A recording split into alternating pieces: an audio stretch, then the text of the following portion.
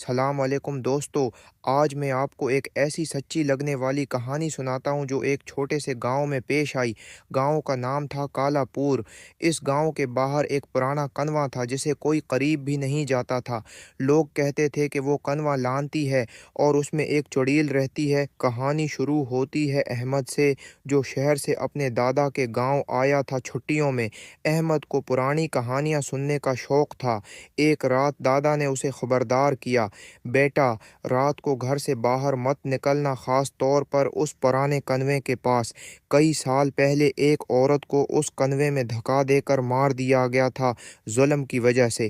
وہ عورت اب چڑیل بن کر واپس آتی ہے اور جو بھی رات کو کنویں کے قریب جاتا ہے اسے اپنے ساتھ لے جاتی ہے۔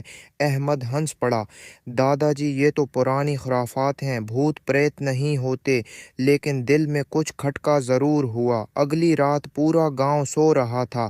احمد کو نیند نہیں آ رہی تھی۔ وہ چپکے سے گھر سے نکلا اور کنویں کی طرف چل پڑا۔ چاندنی رات تھی مگر ہوا میں ایک عجیب سی سردی تھی۔ کنویں کے قریب پہنچتے ہی احمد کو لگا جیسے کوئی اسے دیکھ رہا ہو۔ کنویں کے کنارے پر کھڑے ہو کر احمد نے نیچے جھانکا۔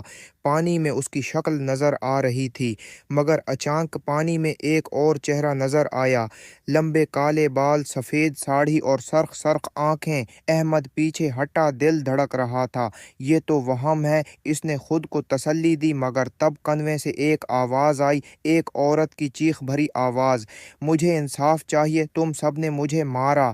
احمد بھاگنے لگا مگر اس کے پاؤں جیسے جم گئے۔